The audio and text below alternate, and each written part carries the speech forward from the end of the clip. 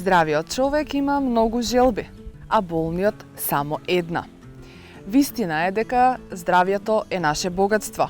Тогаш вложениот труда не следите е на вистина паметна инвестиција.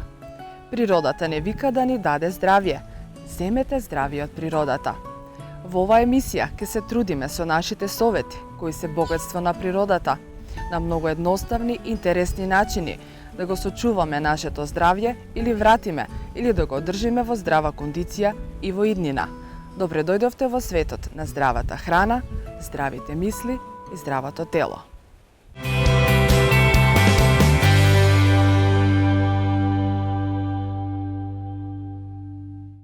Во оваа емисија зборуваме за лекот против сите болести, ајдучката трева, и ќе дознаеме што се може да излечи обичната сол. Кога легендарниот Ахил ја освојувал Троја, бил погоден во петицата со отровна стрела од страна на убавиот Парис. Легендата кажува дека божицата Афродита го советувала Ахил да ја употреби билката ајдучка трева и така да ги намали несносните болки. Бидејќи ајдучката трева во старите книги за лековите растенија е означена како лек против сите болести, може да се користи таму каде што ништо не помага и каде што повеќе нема надеж.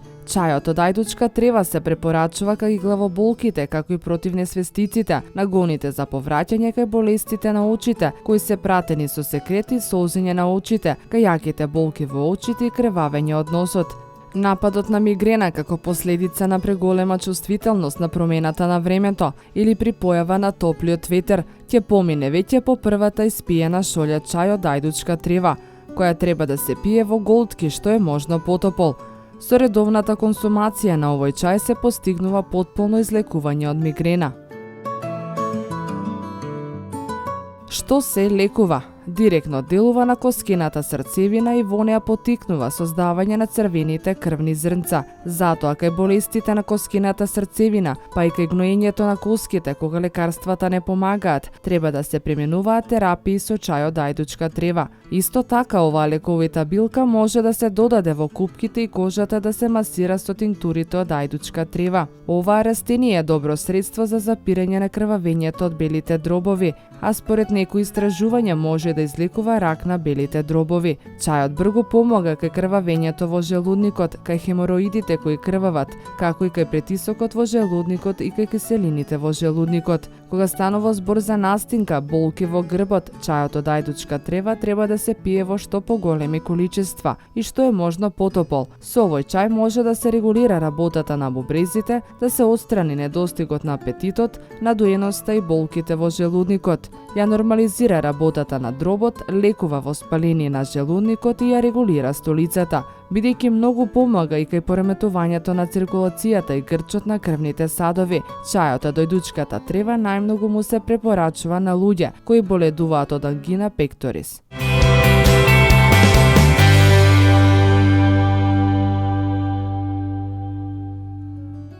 Купки од ајдучка трева. Свештеникот Кнајп во своите списи кажува: жените би биле поштедени од многу болести кога навреме би почнале да ја користат ајдучката трева. Болките предизвикани од воспаление на јајници често престануваат веќе по првата купка од ајдучката трева, а воспалението постепено се смирува. Купките се успешни и кај мокрење во кревет кај деца и стари лица. Во случај на миоми, купката треба да се применува секојдневно подолг временски период додека на лекарската контрола не се потврди дека резултатот е негативен. Жените во климакс би требало да пијат чај од ајдучка трева, затоа што овој чај ќе го намали внатрешниот немир и другите тегоби. Ајдучката трева или столисник е повеќе годишно зелјасто растение високо 60-70 см.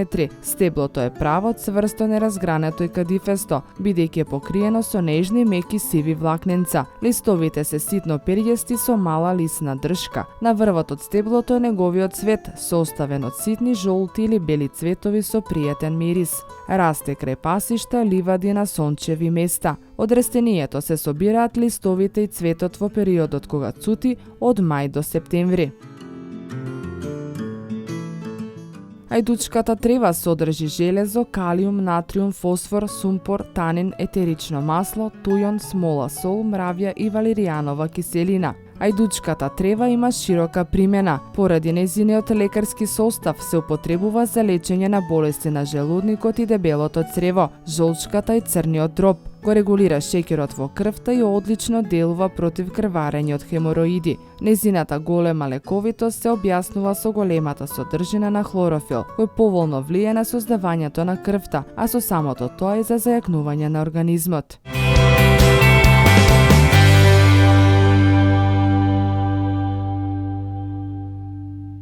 За да подготвите чај, потребно е една полна кафена лажица да се попари со 1/4 литар вода и да се остави да поседи кратко време. Противоспаление на белите дробови. 10 до 15 грама цвето од ајдучка трева се става во 1 литар вода да зоврие 2-3 минути. Се пие топло 3 пати на ден по една чаша пред јадење. Против бронхијална астма. Потребни се 3 супени лажици смеса од по 20 грама ајдучка трева, маточина, цвето црн слез. Се попарува со пола литар зовриена вода, се поклопува и по 2 часа се процедува. Се пие 3 пати на ден по 1 филџан за кафе пред јадење.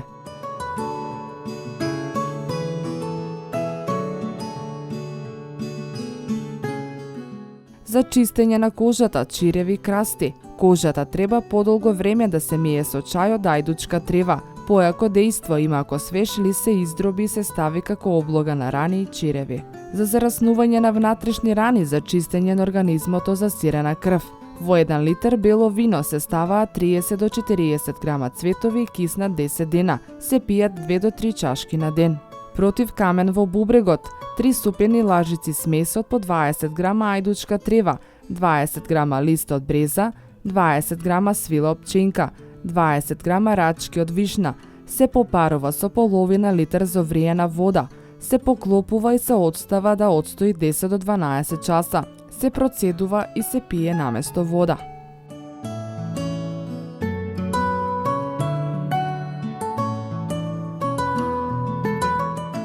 Како да подготвите масло? Од листот на ајдучка трева се прави масло на следниот начин. Стаклено шише или тегла се полни до 1/3 со издробен свеж лист кој се налива со 2/3 масло и се остава на сонце да стои 6 до 8 недели.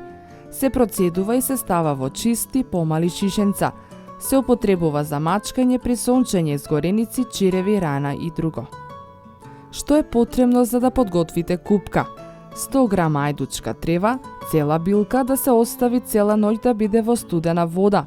Наредниот ден затоплувајте ја водата со ајдучката трева додека не проврие, а потоа додадете ја во водата за капење. Ајдучката трева извонредно добро делува во лекувањето на шеќерната болест, посебно во почетниот стадиум.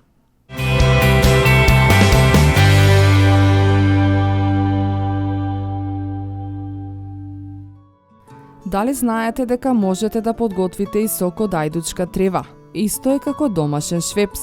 Подготовката е сосема едноставна и не бара многу време, простор и труд.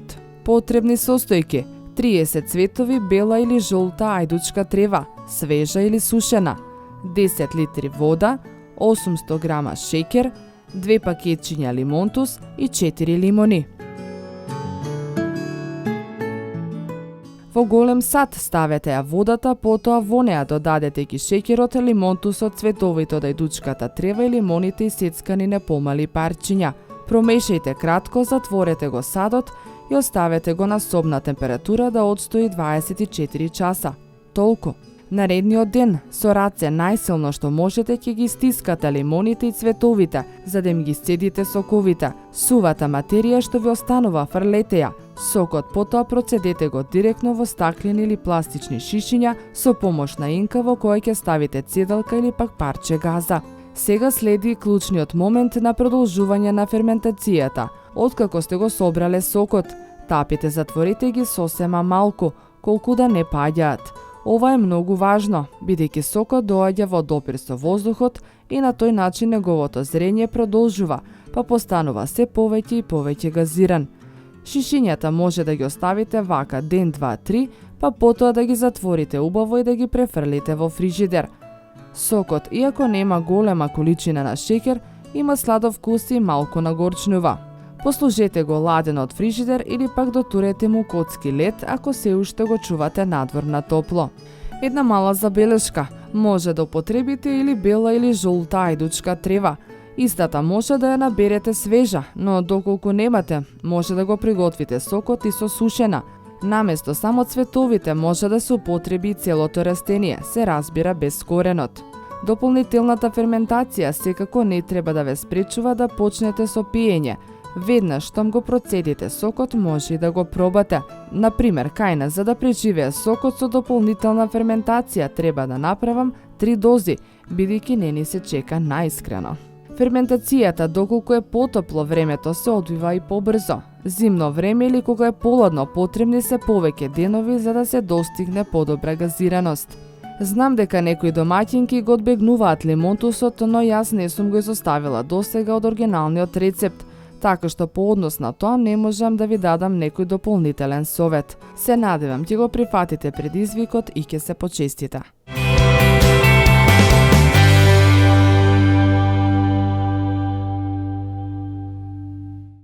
Што се може да излечи обичната сол? Иако честопати се вели дека треба да се намали со употребата на солта, бидејќи штетно влие особено на бубрезите и очите, сепак таа може да има и клучно значење за други болести. Важно е да имате дома и да ја употребувате во умерени количини, доколку сакате да се помогнете и да се излечите во домашни услови. Ова се неколку ситуации во кои солта може да ви помогне. Ако ве боли грло, направете мешавина од една лажичка сол и 2,5 децилитри вода и мешајте додека не се стопи. Со растворот правете гаргара неколку пати дневно. Изгореници во устата. Ако сте ставили нешто жешко или луто на јазикот, направете раствор од пола лажичка сол и 2 децилитри млака вода, па правете гаргара на секој час. За болна и чувствителна вилица, направете раствор од една лажичка сол и 1 децилитар вода, па правете гаргара колку можете почесто. Доколку имате заболка, како привремено решение за намалување на болката додека стигнете на стоматолог, плакнете ја устата со раствор од 1 децилитар млака вода, 2 лажички оцет и 1 лажичка сол. За алергија и воспаление на синуси, солта е спас за ретираната слузокожа. Варете 2 до 3 децилитри вода, па додајте сол, доволно за водата да биде солена како морската. Почекајте да се излади на собна температура, претурете ја во шише од капки за нос и 2 пати на ден прскајте во носот.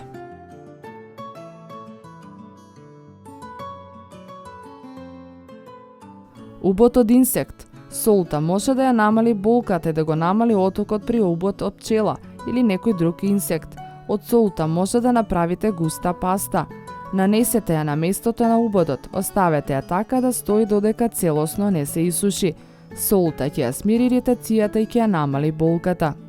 Доколку имате отечени нозе, направете купка за нозе која ќе ги намали отоците на зглобовите и ќе ви ги одмори нозете.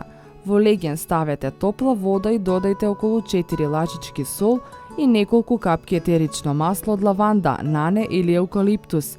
Чувајте ги нозете покиснати во растворот околу половина час.